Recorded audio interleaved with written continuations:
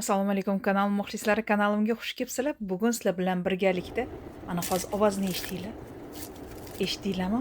Qarsildoq kulchalar tayyorlaymiz. Bu kulchalar qatlama kulchalar.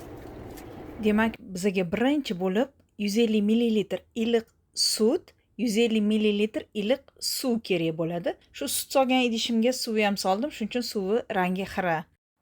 Bir osh qoshiq shakar solamiz, bir choy qoshiqda xamirturush solamiz. O'zi xamirturush ham bir choy qoshiq qolgan ekan. Aralashtiramiz, yaxshilab aralashtirib olamiz. Bundan tashqari bizaga 50 millilitr yog' kerak bo'ladi. Ro'zg'orda ishlatadigan yog'imizdan solamiz. Ikkita tuxum chaqvoramiz. Men ishlatayotgan tuxumlar mayda tuxum bugun.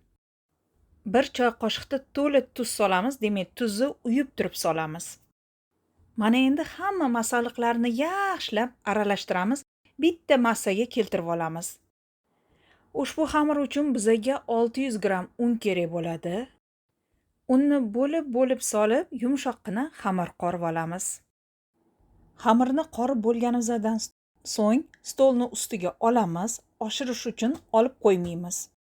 Demak, hozir xamirga ishlov berib olamiz. Albatta un sepib ishlov beramiz. Xamirimiz yumshoq xamir.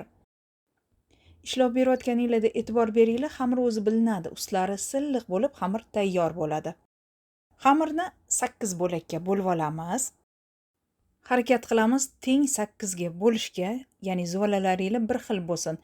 Tarozi borlar 130 gramdan bo'ldi menda xamir bo'laklari. Demak, unlab turib zuvlachalar tayyorlab olamiz. Zuvlachalar tayyor bo'lgandan keyin ustini yopamiz.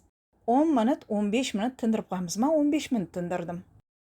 Bundan tashqari bizga xona haroratida yumshatilgan 150-200 gram sariyog' kerak bo'ladi. 15 minut vaqt o'tgandan keyin zolalarni olamiz, bittadan yoyishga o'tamiz. Bir yo'la hamma xamirni, ya'ni 8 ta zolachani yoyib olishimiz kerak. Unlab turib ochib olamiz jova yordamida. 8 ta zolachani yoyish sizlarga ko'p vaqtni oladi deb tuyulishi mumkin. Ishi ko'p ekan deyishinglar mumkin, lekin unaqa emas. 5 minutda yoyib bo'ldim mana shu 8 tasini. Osongina diametri 22-24 qilib ochib olasizlar. Drojali xamir bo'lgani bilan bu xamir hali bilqillab oshib ketgani yo'q. Osongina yoyiladi, tez bajarib olasizlar. Mana bitta ikkitasini ko'rsatdim, hammasini ko'rsatib o'tirmayman. Xullas 8 ta zvolachani dumaloq qilib ochib olamiz. 8 tasi tayyor bo'ldi. Mana oxirgisini olib qolaman stolning ustida. Yumshatilgan sariyog'ni surishni boshlaymiz. Men qo'limda suraveraman. Xamirni yuziga chetlari bilan yaxshilab sariyog'ni surib olamiz.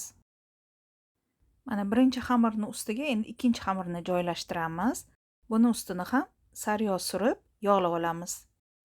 Shu tariqa mana ustma-ust xamirni taxlab, sariyog' surib taxlab chiqaramiz. Xamirlar bir-biridan salgina farq qilishi mumkin, lekin o'shani tortib, tenglashtirib, sariyog'ni surib joylashtirasizlar.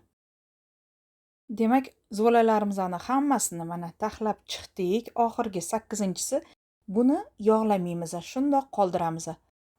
Hozir mana shu xamirlarga surish uchun menda 100 gram sariyog' ketdi.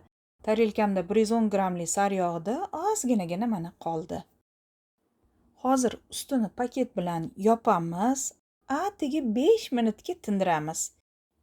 Vaqt o'tgandan so'ng xamirni yoyishga o'tamiz. Hozir xamirni olib turaman, chunki ish stolimizni yaxshilab unlab olishimiz kerak.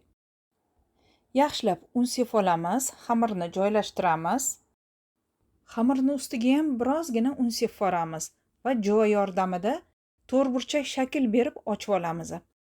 Qarang, undan oldin qo'limizda sal tortib to'rtburchak shakl berib olinglar qo'lingizda. Keyin jovada yoyish osonroq bo'ladi. Kattagina qilib to'rtburchak qilib jovada xamirni ochib olamiz.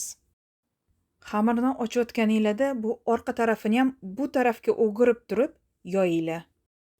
Xamirni ochib olganimizdan keyin bizga yana yumshatilgan sariyog' kerak bo'ladi. Mana katta qilib to'rtburchak qilib ochib oldik. Boyiga ozgina qolgan yumshatilgan sariyog'imga yana ozgina qo'shdim. Jami 150 gram ishlatdim. Xamirni ustiga sariyog'ni surib olamiz, yaxshilab hamma joyiga tegish kerak. Shundan so'ng xamirni kesishga o'tamiz. Xamirni uzunasiga teng ikkiga bo'lib olamiz va yoni bilan bo'laklarga, ya'ni lentalarga bo'lib olamiz. Lentalarni kengligi ko'rsatkich barmog'imiz bor, shu bilan teng bo'lsin kengligi. Mana men hozir ko'rsatyapman, mana ko'ryapsizlarmi? Xuddi shunaqa kesib olamiz. Oshxonamiz issiq bo'lishi kerak, yelvizak bo'lishi kerak emas. Duxovkani yoqib qo'yamiz. Tugishga o'tamiz. Bitta lentani olamiz, tortib, 4 ta barmog'imizga o'raymiz.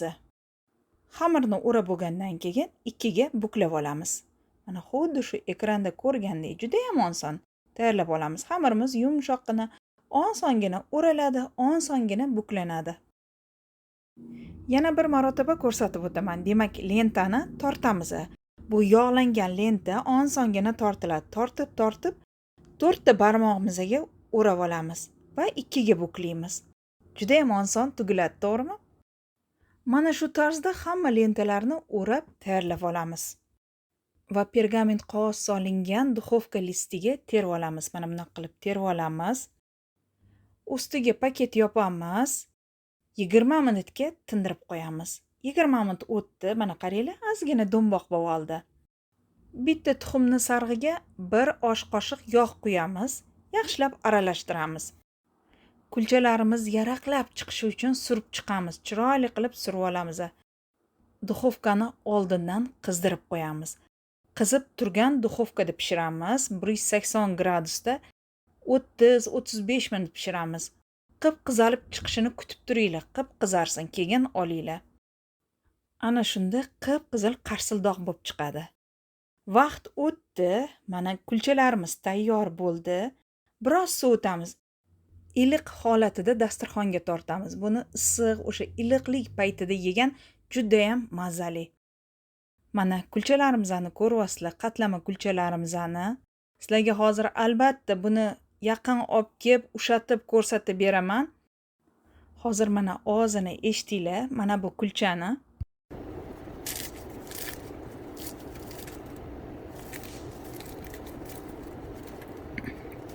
Juda ham mazali, yeyishli chiqqan. Salga ushatilib, qo'llarim ushoq bo'lib ketyapti. Albatta tayyorlab ko'ringlar. Mana bu orasini qarang. Bu kulchalarimizni shunday iste'mol qilsanglar ham juda ham mazali. Shirinxo'rlar ustiga shakar upasi sepib turib tamadi qilsanglar, undan-da mazali. Bu kulchalar sizlarga yoqdimi? Og'zingizda xamiri erib ketadi. Patir kulcha desanglar ham bo'ladi. Albatta kommentariyada yozib qoldiringlar va tayyorlab ko'ringlar. Shunday qilib azizlar, keyingi videolarimda g'oyibona ko'rishguncha Allohga omonat bo'ling. O'zingizni ehtiyot qiling.